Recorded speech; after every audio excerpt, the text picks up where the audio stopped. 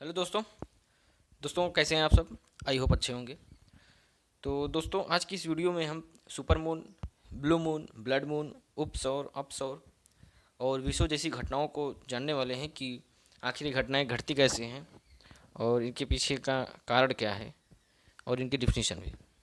चलिए वीडियो को स्टार्ट करते हैं। तो जैसा कि फर्स्ट इसमें लिखा है सुपर मून। दोस्तों यह स्थिति तब बनती है जब चंद्रमा यानी कि मून पृथ्वी यानी कि अर्थ के सबसे नज़दीक होता है। जैसा कि आप सभी जानते हैं कि पृथ्वी जो कि एक ग्रह है जिस पर मानव जीवन है, ये सूर्य के चारों तरफ चक्कर लगाती है। तो उसी का एक उपग्रह है चंद्रमा जो पृथ्वी का चक्कर लगाता है। तो जब ये चक्कर लगाता है तो एक स्थिति ऐसी आती है जब चंद्रमा पृथ्वी के सबसे नज़दीक हो जाता है। तो इसी घटना को हम सुपर मून के नाम से जानते हैं। ठीक। दूसरा हम देखते हैं ब्लू मून। ब्लू मून क्या है? जब दो लगातार चंद्रग्रहण होते हैं। चंद्रग्रहण जैसे कि हमने इसका जिक्र किया है अपनी वीडियो में। यदि आप उस वीडियो को नहीं देखे हैं तो लिंक मैं डिस्क्रिप्शन बॉक्स में दे दूंगा, उस पर विजिट करके देख सकते हैं। तो जब दो लगातार चंद्रग्रहण होते हैं एक ही महीने के अंदर, यानी कि एक ही महीने के अंदर जो दो लगातार चंद्रग्रहण होते हैं, तो ऐसी स्थिति को ब्लू मून कहा जाता है। आई होप आप समझे होंगे। अगला देखते हैं। अगला है ब्लड मून। ब्लड मून क्या है? जब लगातार चार पूर्ण चंद्रग्रहण होते हैं तो यह ऐसी घटना ब्लड मून कहलाती है। यानी कि लगातार चार अगर चंद्रग्रहण हो रहे हैं तो इस घटना को हम ब्लड मून के नाम से जानेंगे।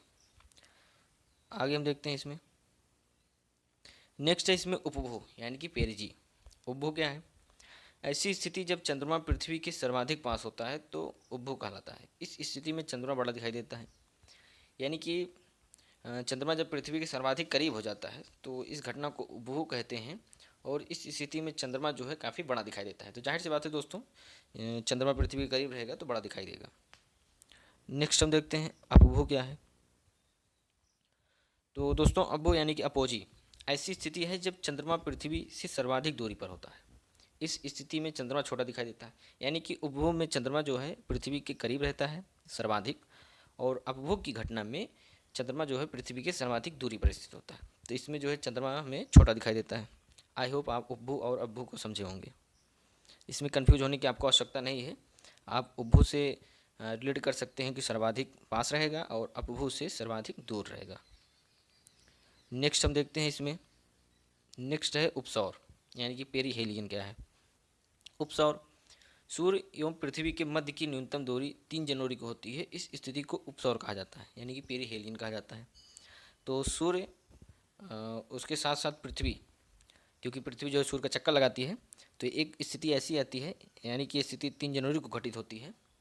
तो 3 जनवरी को पृथ्वी जो है सूर्य के न्यूनतम दूरी पर होती है। यानी कि सूर्य से पृथ्वी की जो दूरी होती है वो न्यूनतम हो जाती है। तो इस घटना को हम उपसौर कहते हैं। तो दोस्तों इसी क्रम में हम देखते हैं अगला अपसौर क्या है। अभी हमने उपसौर देखा, अब हम देखते हैं अपसौर यानी कि अफेलियन क्या है।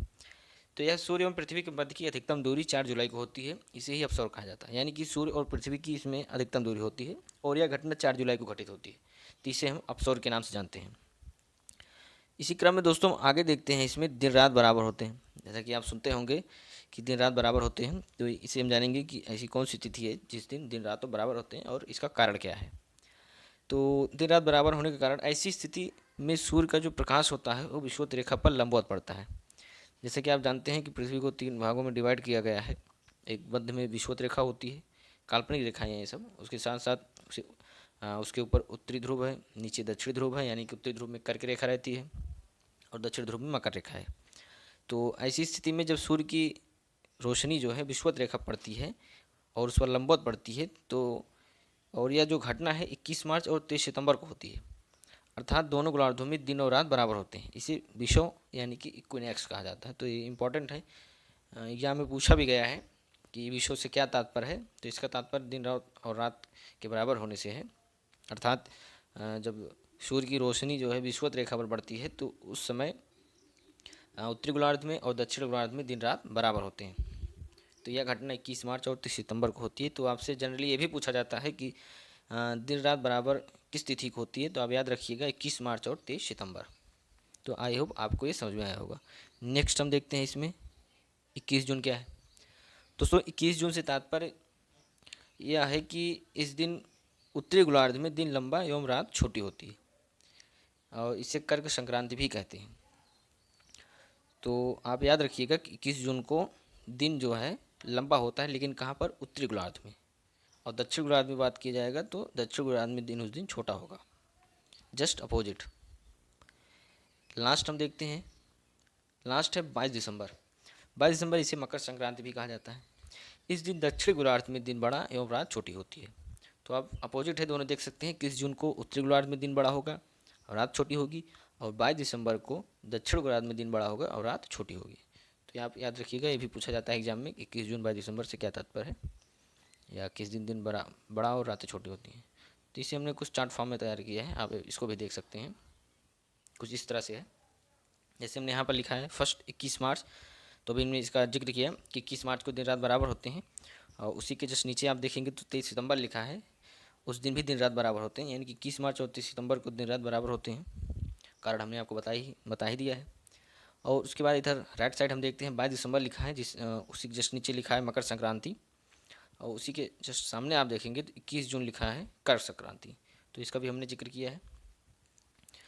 और उसी के जस्ट नीचे देखेंगे आप 22 दिसंबर के, तो लिखा है 4 जुलाई। 4 जुलाई को अपसौर की घटना होती है, जिसमें हमने सूर्य और पृथ्वी की दूरी के बीच की बात की कि अपसौर में दूरी जो है अधिकतम हो जाती है।